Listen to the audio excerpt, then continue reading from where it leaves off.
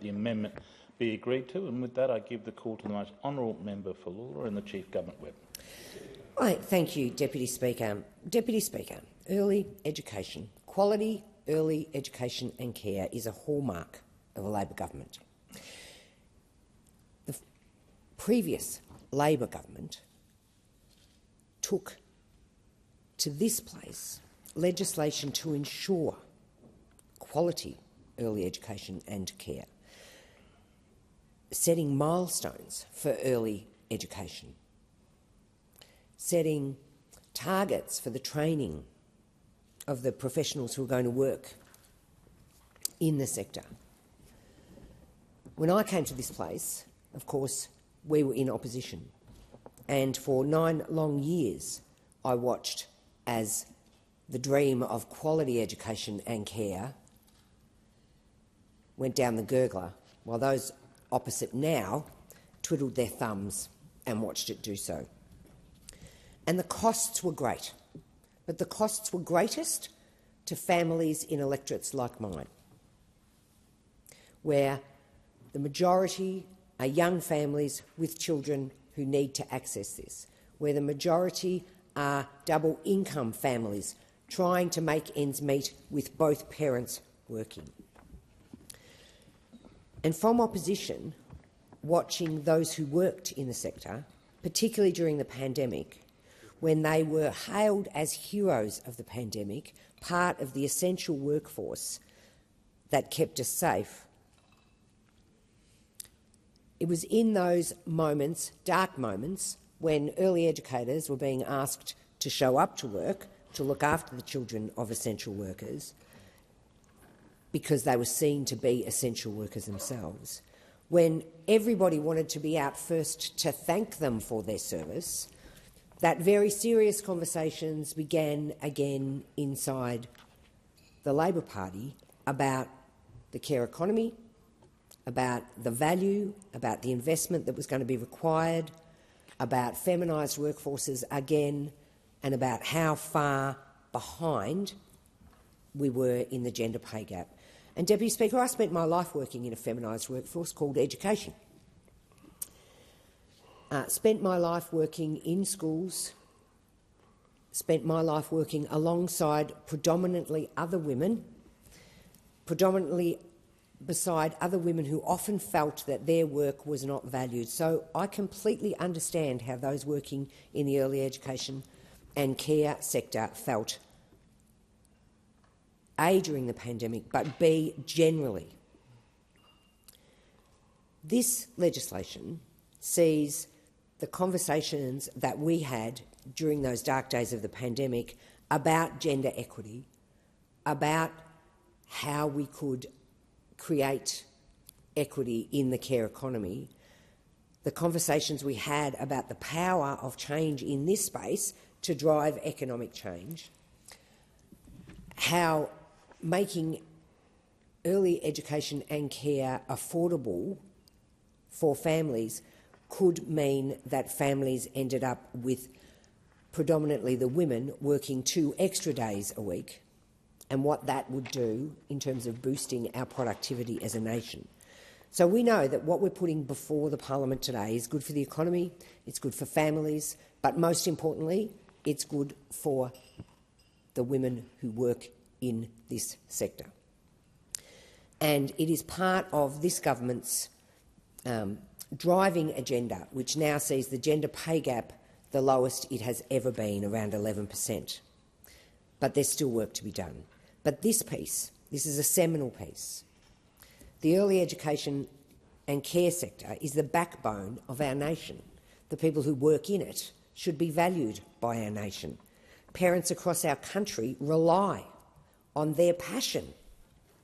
We rely on their commitment to create a strong foundation for our smallest Australians. So I fully support the Wage Justice for Early Childhood Education and Care Workers Bill, because I've seen firsthand the contributions they have made and continue to make to our society. I saw that as a mother when I dropped my children off to early education when they were toddlers, so that I could be part of our economy and part of our education system and make my contribution to this society. So this legislation will help address significant workforce shortages that we're also seeing, because it supports the delivery of a much-needed wage increase of 15% for eligible workers across 2 years, a wage increase that is long overdue for some of our hardest workers in this heavily feminised workforce, a wage increase needed but ignored by those opposite for such a long time. In fact, more than ignored, they openly said that it would be a bad thing for the Australian economy if women were paid more to do their work. This bill is a step forward for the sector, for our nation and for our nation's women. It sends a strong message that without their work, their support and their care, our nation would lack the contributions of so many. Now, across my electorate, one of the youngest electorates in the country, one of the fastest growing regions in the country, I've spent a fair bit of time recently visiting our local childcare centres. I've enjoyed friendly conversations with staff at Good Start Tarneet. I've cuddled little ones before nap time at Good Start Werribee, talked about the demand for quality early childhood educators at Child's Play Early Learning Centre in Wyndham Vale, met children who could already spell out their names at Good Start Heaths Road, spoke to staff about their incentives to stay in the sector at Good Start in Morris Road. I've witnessed incredible staff diversity at Good Start Deloraine Drive and across these early education facilities in my electorate. I've spoken to students on rounds in these centres across the last few weeks.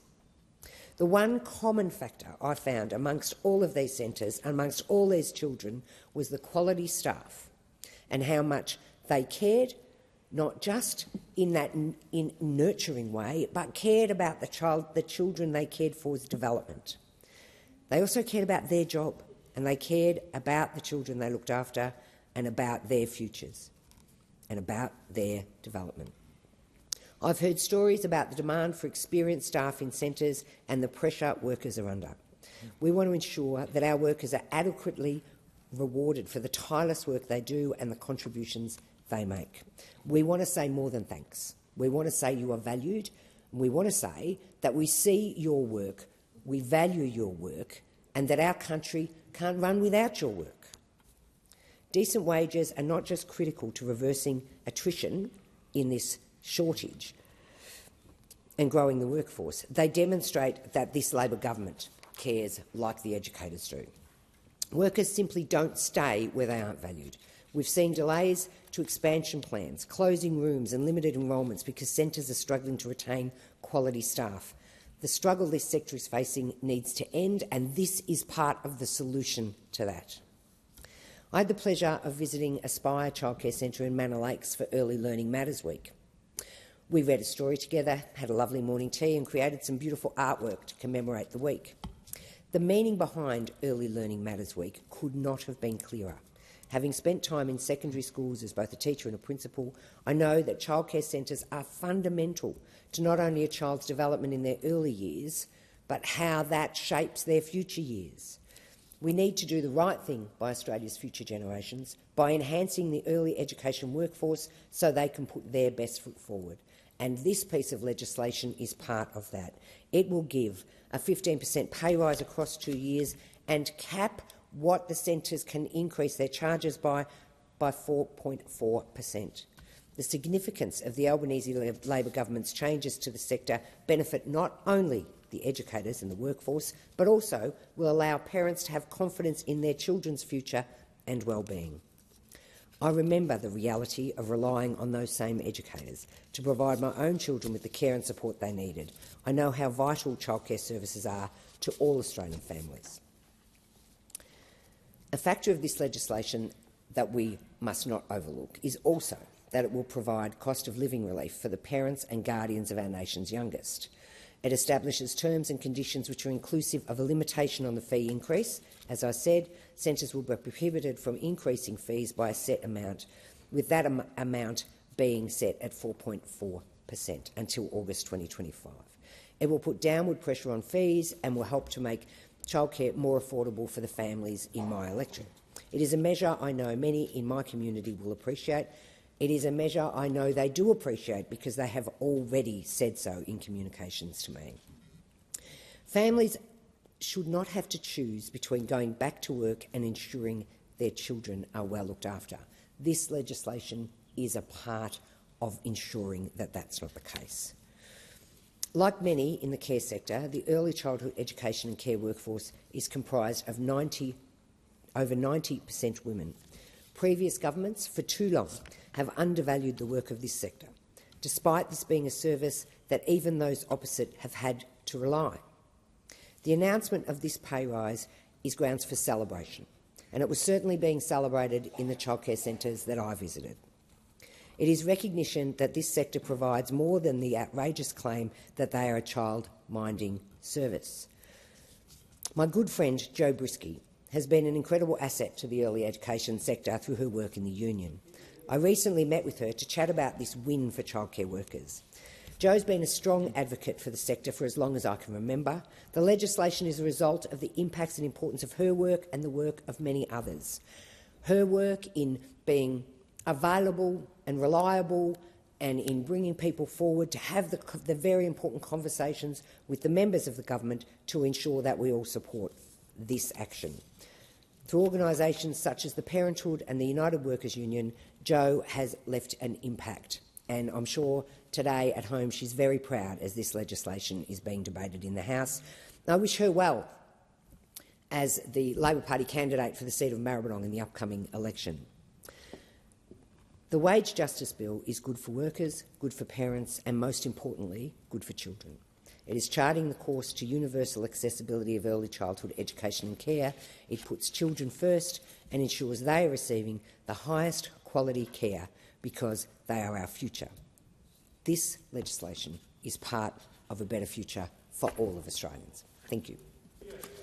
The question is